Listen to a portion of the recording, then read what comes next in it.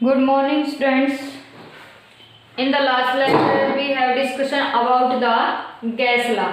और gas law में सबसे पहले हमने क्या पढ़ा था भाई? Boyle's law. क्या पढ़ा था? बॉयल्स लॉ कि एट कांस्टेंट टेम्परेचर, इसने क्या कहा था कि at constant temperature pressure is inversely proportional to the volume. इससे रिलेट हमने ग्राफ भी देखा था और मैंने कुछ एग्जांपल देकर भी आप लोगों को बताया था. ठीक है. नेक्स्ट आता है हमारे पास कौन सा? Charles law. कौन सा आता है? Charles law. Charles law. According to this law, at the constant pressure, कहां पर भाई? एट कांस्टेंट प्रेशर, कि अगर हम प्रेशर को कांस्टेंट रखते कि means all over the process pressure क्या रहेगा? सेम रहेगा. तो इसने हमारे पास क्या कहा था कि जो वॉल्यूम है वो क्या हो जाएगी? Directly proportional to temperature. इसने क्या कहा था? Volume is directly proportional to temperature. लेकिन साथ में इसने एक डेफिनेशन दी, each degree rise in the temperature, कि हमारे पास अगर 1 डिग्री टेम्परेचर को राइज करते हैं तो हमारे पास जो वॉल्यूम इंक्रीज होती है वो क्या होती है? इनिशियल वॉल्यूम की 1/273.15 पार्ट इंक्रीज होती है. क्या? कि जो हमारे पास इनिशियल वॉल्यूम है उसकी क्या 1/273.15 क्या करने में कि हमारे पास 1 डिग्री, अगर मैं 1 डिग्री टेम्परेचर को राइज करती हूँ तो 1 डिग्री सेल्सियस ले लो या केल्विन ले लो, कोई फर्क नहीं पड़ता. क्यों? क्योंकि डिफरेंस हमेशा सेम रहता है.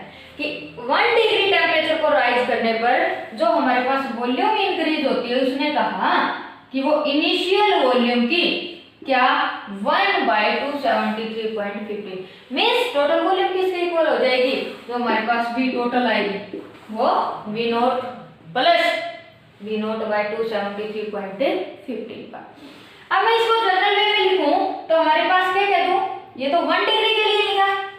अगर 2 डिग्री के लिए लोगे तो यहाँ पर क्या हो जाएगा? टेम्परेचर 2, T से कैपिटल T से डिनोट कर सकते हो कि हमारे पास कि जो टोटल वॉल्यूम रहेगी वो इनिशियल वॉल्यूम प्लस कि हमारे पास इनिशियल वॉल्यूम का 1/273.15 parts on each rising the 1 degree in temperature. Clear है? तो हमारे पास टोटल वॉल्यूम किसके इक्वल हो जाएगी? इसके इक्वल. लेकिन शॉर्ट फॉर्म में हम देखें तो at constant pressure volume is directly proportional to temperature. तो दिख रहा है यहाँ पर volume is directly proportional to temperature. Initial सिर्फ डिफरेंस क्या है? इसने ये और बता दिया कि कितना वॉल्यूम के अंदर हमारे पास इंक्रीमेंट होगा अगर हम 1 डिग्री टेम्परेचर को राइज करें. क्लियर? अब देखो सेम केस, अगर मेरे पास इसको कांस्टेंट डायरेक्टली प्रोपोर्शनल को हटा के हम क्या लगा दूं? कांस्टेंट लगा दूं V इक्वल टू KT. और हमारे पास क्या बोल सकती हूँ? V1/T1 which is equal to K. ये V1 T1 क्या लिया? मान लो मेरे पास कोई 2 गैसेज है, उनको कंपेयर करना है तो एक गैसेज के लिए तो V1/T1 मींस उसकी वॉल्यूम V1 है, टेम्परेचर T1. सेकंड का वॉल्यूम V2, टेम्परेचर T2. और दोनों किसके इक्वल है? K के इक्वल है. तो यहां से हमारे पास K दोनों के इक्वल है तो V1/T1 which is equal to V2/T2. तो यहाँ से हम कंपेयर करके किसी दूसरे की वॉल्यूम या टेम्परेचर को निकाल सकते हैं इफ इन एनी केस की भाई 2 या 3 कंडीशंस हमें गिवन. क्लियर? उसके बाद हम ग्राफ की बात करते हैं भाई. इसमें ग्राफ हमारे पास क्या है? Pressure, volume. अब प्रेशर तो क्या है? कांस्टेंट है. तो किसके बीच लेंगे? वॉल्यूम और टेम्परेचर. अगर हम वॉल्यूम और टेम्परेचर की बात करते हैं तो आपको पता है on increasing the temperature volume हमारे पास क्या होती चली जाएगी? इंक्रीज होती चली जाएगी. मान लो एक ये कांस्टेंट प्रेशर P1 था, ये हमारे पास P2, ये हमारे पास है P3. अब देखो इस पॉइंट के इस टेम्परेचर के ऊपर मैं बात करती हूँ. इस टेम्परेचर के ऊपर इसकी तो वॉल्यूम इतनी सी है P1 वाले की, P2 वाले की इतनी है और P3 वाले की इतनी है. तो इट मींस हमारे पास अगर डिक्रीज होती है, तो हमारे पास प्रेशर कौन सा ज्यादा है, P1 सबसे ज्यादा, फिर P2 और फिर P3, क्योंकि ऑन इंक्रीजिंग द प्रेशर हमारे पास क्या होती है, वॉल्यूम में डिक्रीज होती है भाई। तो इस बात को स्पेशली ध्यान रखना है इसको ऐसे मेजर करते हुए कि आपसे ग्राफ में ये क्वेश्चन पुट अप किया जा सकता है कि प्रेशर इसका ज्यादा, इसका ज्यादा या इसका ज्यादा, क्योंकि कंपटीशन में इसी लेवल का आता है कि आपके पास बोल देगा कि आपके पास P1 ज्यादा, P2 ज्यादा या P3, तो आपको किससे मेजर करना है कि यहाँ पर हमारे पास वॉल्यूम और टेम्परेचर के ग्राफ से मेजर करना है। क्लियर? तो ये हमारे पास कौन था, चार्ल्स लॉ। नेक्स्ट हमारे पास आता है भाई गे-लुसेक लॉ। क्या आता है, गे-लुसेक लॉ।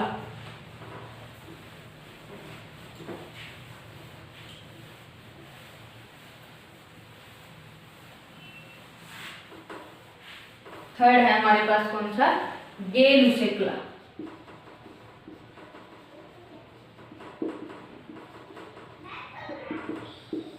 गे-लुसेक लॉ,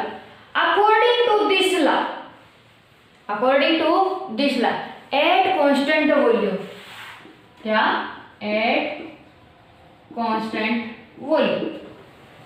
भाई पहले वाले में बॉयज में टेम्परेचर कांस्टेंट आया, चार्ल्स में प्रेशर कांस्टेंट आया, अब गे-लुसेक लॉ में कौन आ गया, वॉल्यूम कांस्टेंट। तो इसने कहा कि at constant volume pressure is directly proportional to temperature, कि कांस्टेंट वॉल्यूम के ऊपर हमारे पास प्रेशर क्या होगा, डायरेक्टली प्रोपोर्शनल टेम्परेचर। तो डायरेक्टली प्रोपोर्शनल को तो मैं क्या कह सकती हूँ, के टी, तो P upon T which is equal to K. Same case compare कर दो टू केसेस को, तो P1 T1 is equal to P2 T2, क्योंकि दोनों किसके इक्वल आएंगे, के इक्वल। तो हमारे पास ये किसके इक्वल हो जाएंगे दोनों, कि P1 by T1 which is equal to P2 by T2। और भाई एट द कांस्टेंट वॉल्यूम, देखो बॉयज लॉ में एट द कांस्टेंट टेम्परेचर था, एट कांस्टेंट टेम्परेचर पर कोई भी प्रोसेस होती है उसको बोलते हैं आइसोथर्मल। सेकंड हमारे पास कौन सा था, एट कांस्टेंट प्रेशर, और जब भी हमारे पास प्रेशर कांस्टेंट होता है तो हम उसको क्या बोलते हैं, isobaric.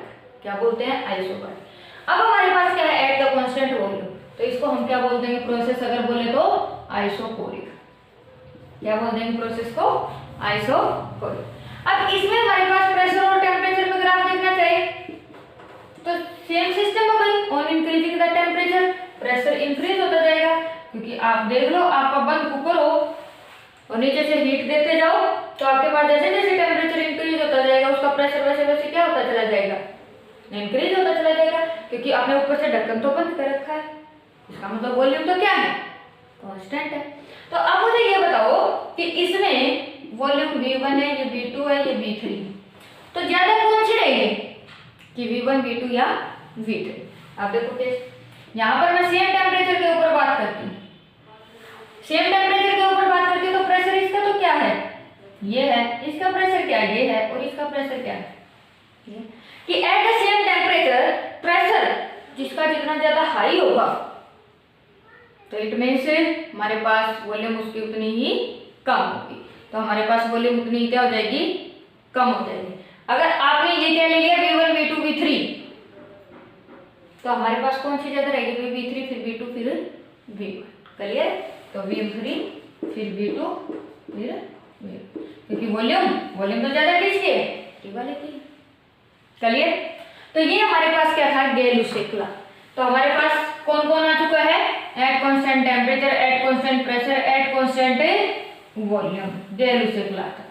Boys law, Charles law, और थर्ड हमारे पास कौन आ गया, गे-लुसेक लॉ। अब नेक्स्ट टॉपिक आता है हमारे पास एवोगैड्रो लॉ। कौन आता है,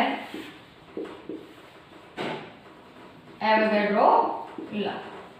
अकॉर्डिंग टू दिस लॉ, इस लॉ के अकॉर्डिंग कि हमारे पास क्या कहता है, all the gases under the same condition of the temperature and pressure, all the gases under the same condition of temperature and pressure, किसके ऊपर, same condition of temperature and pressure, contain equal number of moles, क्या करेगी, contain equal number of moles, कि हमारे पास जितनी भी gases हैं same condition के ऊपर मीन्स सेम टेम्परेचर और प्रेशर के ऊपर क्या कंटेन करेंगी, इक्वल नंबर ऑफ मोल्स। अब जितने भी गैसेज हैं उनकी वॉल्यूम क्या होगी, अब उनकी वॉल्यूम ही तो क्या होगी, directly proportional to the number of moles. क्या कहता है कि volume of all the gases at the same temperature and pressure contain the equal number of moles. तो इसमें जो वॉल्यूम ऑफ डायरेक्टली प्रोपोर्शनल क्या होगी, नंबर ऑफ मोल्स, मतलब जैसे जैसे नंबर ऑफ मोल्स इंक्रीज होते जाएंगे वैसे वैसे हमारे पास वॉल्यूम क्या होती जाएगी, इंक्रीज।